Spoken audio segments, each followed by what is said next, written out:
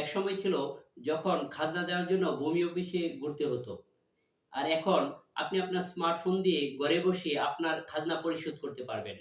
আপনার মোবাইল থেকে ভূমি অফিসের একটি অ্যাপ ডাউনলোড করে আপনি আপনার খাজনা মোবাইল থেকেই পরিশোধ করতে পারবেন। আবার যেকোনো একটি ব্রাউজারের মাধ্যমে ভূমি অফিসের নির্ধারিত লিঙ্কের মাধ্যমে আপনি আপনার খাজনা পরিশোধ করতে পারবেন। ঠিক ল্যাপটপ বা ডেস্কটপ যে মোডে আমরা খাজনা পরিশোধ করতে পারবো, একইভাবে মোবাইল থেকেও পরিশোধ করতে পারবো। আর আজকের ভিডিওতে আমি দেখাবো কিভাবে আপনি আপনার স্মার্টফোন দিয়ে আপনার খাজনা আপনি নিজেই ঘরে বসে পরিশোধ করতে পারেন। আপনি চাইলে আপনি আপনার মোবাইল থেকেও খাজনা পরিশোধ করতে পারবেন। আবার ডেস্কটপ বা ল্যাপটপের মাধ্যমেও খাজনা পরিশোধ করতে পারবেন। দেখার এবং বোঝার সুবিধার্থে আমি আমার ল্যাপটপের মাধ্যমে দেখাচ্ছি কিভাবে অনলাইনে খাজনা পরিশোধ করতে হয়। মূল ভিডিওতে ফিরে যাওয়ার পূর্বে একটি অনুরোধ, এই ভিডিওটি যদি ভালো লেগে থাকে বা নিত্য নতুন টেক রিলেটেড ভিডিও পেতে আমাদের চ্যানেলটিকে সাবস্ক্রাইব করে সাথেই থাকুন। আর যদি আপনার কোনো মন্তব্য থাকে বা কোনো ভিডিও দেখতে চান, সেক্ষেত্রে কমেন্টস করে সাথেই থাকুন। তাহলে চলুন মূল ভিডিওতে ফিরে যাই।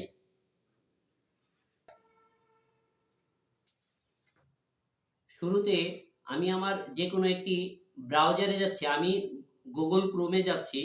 গুগল ক্রোমে যেয়ে সার্চ বাটনে আমি লিখছি land.gov.bd লিখে আমি সার্চ দিচ্ছি। ভূমি মন্ত্রণালয়ের ওয়েবসাইটটি চলে আসছে। এখানে নাগরিক সেবা কর্নার,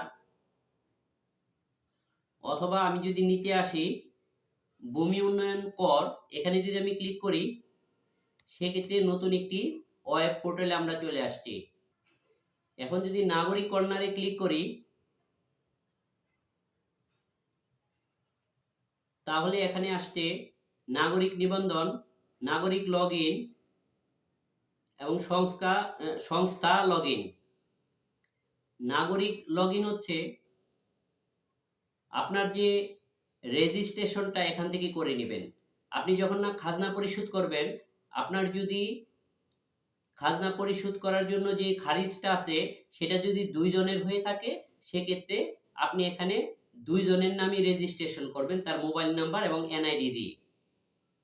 আর যদি একজন হয়ে থাকে যে খারিজটা একজনের নামে, সেক্ষেত্রে এই নাগরিক নিবন্ধন হচ্ছে মোবাইল নাম্বার এবং এনআইডি কার্ড দিয়ে একজনের রেজিস্ট্রেশন করে নেবেন।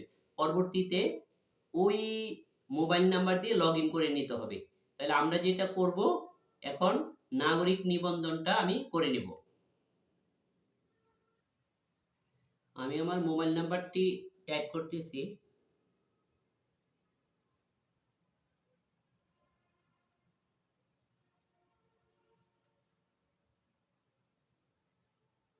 এটা একটু কপি করে নিচ্ছি। এবার হচ্ছে এখানে যোগফল বলতেছে 5 + 3 8 লিখে পরবর্তী পদক্ষেপে আমি ক্লিক করলাম। এবার হচ্ছে আমার মোবাইলে একটি ওটিপি চলে আসছে। সেই ওটিপিটি এখানে টাইপ করতে হবে। আমি ওটিপিটি টাইপ করতেছি।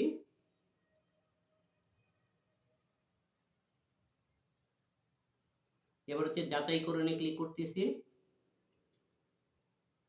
এবার হচ্ছে নতুন একটি পাসওয়ার্ড দিব।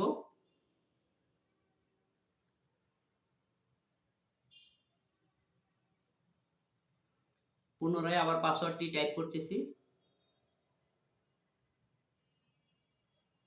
এবার হচ্ছে যোগফল, এখানে 5 + 5 10, সংরক্ষণ করুন ক্লিক করছি। এটা হচ্ছে নেভার করে দিচ্ছি। এবার হচ্ছে আমার রেজিস্ট্রেশন হয়ে গেছে। এখন হচ্ছে নাগরিক লগ ইন হচ্ছে যেই নাম্বার দিয়ে আমি রেজিস্ট্রেশন করছি, সেই নাম্বারটা দিয়ে আমি এখানে মোবাইল নাম্বারটা আমি টাইপ করব। রেজিস্ট্রেশন নাগরিক নিবন্ধন যে নাম্বারটা দিয়ে করছি, সেই নাম্বারটা দিচ্ছি।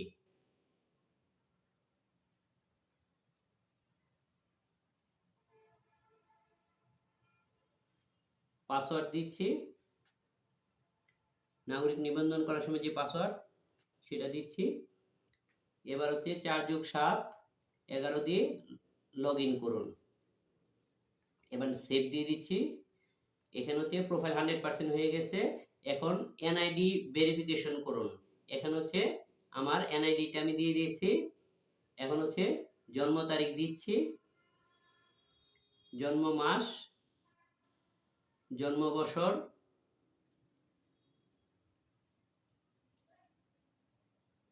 এবার হচ্ছে যাচাই ও হালনাগাদ করুন ক্লিক করছি। এবার হচ্ছে আমার এনআইডি নিয়ে নিয়েছে।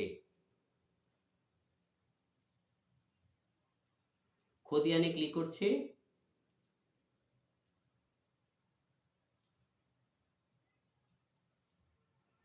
এবার হচ্ছে এখানে আমি বিভাগ সিলেক্ট করব।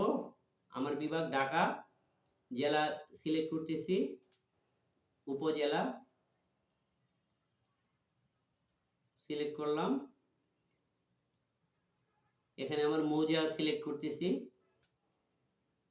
খতিয়ান, সর্বশেষ খতিয়ান যেটা হচ্ছে আপনি আপনার খারিজের ওইখান থেকে দেখে নেবেন। হোল্ডিং নাম্বারটা বসাইলাম। এবার যে সংযুক্তি খতিয়ান বা দাখিলা, যেটা হচ্ছে আমি পিডিএফ করে রাখছি। এবার সংরক্ষণ করুন, এটাতে ক্লিক করলে এই খতিয়ানটা এখানে অ্যাড হয়ে যাবে। আমি সংরক্ষণ করুনে ক্লিক করছি। এবার একটু নিচে আসি।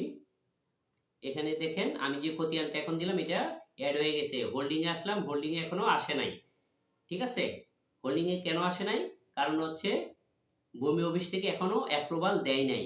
যতক্ষণ অ্যাপ্রুভাল না দিবে ততক্ষণ এটা খতিয়ানে পড়ে যাবে। যখনই হচ্ছে ভূমি অফিসে আমি যে বলবো তখন হচ্ছে ওনারা এখান থেকে অ্যাপ্রুভ করে দিবে। অ্যাপ্রুভ করে দিলে এই খতিয়ান থেকে হোল্ডিংয়ে চলে যাবে। যতক্ষণ পর্যন্ত ভূমি অফিস অ্যাপ্রুভ না করবে ততক্ষণ এখানে পড়ে থাকবে। এই জন্য যেটা করতে হয়, ভূমি অফিসে ফার্স্ট টাইম মানে প্রথমবার ভূমি অফিসে যে তাদের সাথে কথা বলতে হবে, তাদেরকে বলতে হবে এই খতিয়ানে এই হোল্ডিং নাম্বারে আমি এই খতিয়ানটি আমি অ্যাড করেছি, সো এটা আপনারা অ্যাপ্রুভ করে দেন। ওনারা অ্যাপ্রুভ করে দিলে পরবর্তীতে কিন্তু বারবার তাদেরকে আর নক করা লাগবে না। ওরা অ্যাপ্রুভ করে দিলে এটা হচ্ছে হোল্ডিং এ চলে আসবে, তখন আপনি আপনার করটা দিয়ে দিতে পারবেন। এখন আমি লগ আউট করে ফেলতেছি। হ্যাঁ, আমার এটা দুইটা নামে হচ্ছে আমার খারিজটা, সো আমি লগ আউট করে ফেলতেছি। আমি এক নামে খতিয়ানটি অ্যাড করেছি। এখন এটা লগ আউট করে আমি অন্য আরেকটি নামে খতিয়ানটি আমি অ্যাড করেছি। এখন লগ আউট করে ফেললাম। এখন আমি হচ্ছে অন্য আরেকটি যে আমার ইউজার আছে, যেটা হচ্ছে দুইজনের নামে হচ্ছে নাগরিক নিবন্ধন করেছি, সেটা দিয়ে আমি আবার লগ ইন করলাম। এবার হচ্ছে খতিয়ানের ভিতরে যদি আমি ঢুকি, তাইলে এখানে দেখেন আমি যে খতিয়ানটি অপর আরেকটা নামে যেটা সেম খতিয়ান, সেম হোল্ডিং নাম্বার, দ্বিতীয় পার্সনের নামেও আমরা সংরক্ষণ করে নিয়েছি, খতিয়ানটা অ্যাড করে নিয়েছি। ঠিক আছে, এখন হচ্ছে ভূমি অফিসে আমি জানিয়েছি যে এটা অ্যাপ্রুভ করে দেওয়ার জন্য। তাহলে আমরা এখন দেখব ওনারা অ্যাপ্রুভ করার পরে এটা আর খতিয়ানে থাকবে না, এটা হোল্ডিং এ চলে যাবে। এবার আমি আবার একটু রিফ্রেশ করলাম, খতিয়ানে ক্লিক করে দেখেন এখন আর খতিয়ানে নাই। এটা চলে আসছে কি, এটা চলে আসছে হোল্ডিং এ। দেখেন মাতোয়াইল আমার হোল্ডিং হচ্ছে যেটা দেখেন সে অনুসারে আমার এখানে চলে আসছে, মানে এটা ভূমি অফিস থেকে অ্যাপ্রুভ করে দিছে। এখন আমি বিস্তারিতে ক্লিক করব। এই যে বিস্তারিত ক্লিক করি, এখন হচ্ছে একদম ডিটেলস বিস্তারিত সবকিছু চলে আসছে। দেখেন যে দুইটা নাম ছিল, একটা হচ্ছে রুকনউদ্দিন আহমেদ, আরেকটা হচ্ছে সোহরাবুদ্দিন আহমেদ, দুইটা নামে চলে আসছে। এখন হচ্ছে আমি অনলাইন পেমেন্টে ক্লিক করলাম। এখন আমি কোন মাধ্যমে দিব, আমি নগদে দিব। আমি নগদ সিলেক্ট করলাম, ই পেমেন্ট ক্লিক করলাম। এবার ওকে যদি আমি ক্লিক করি, লোড হচ্ছে। এখন হচ্ছে দেখেন আমার নগদ নাম্বারটা এখানে টাইপ করে দিচ্ছি এবং প্রসিডে ক্লিক করছি। এবার হচ্ছে একটা ওটিপি আসছে, ওটিপিটা আমি এখানে দিয়ে দিচ্ছি। ওটিপি আমি ওটিপি টাইপ করতেছি। এবার প্রসিডে ক্লিক করব।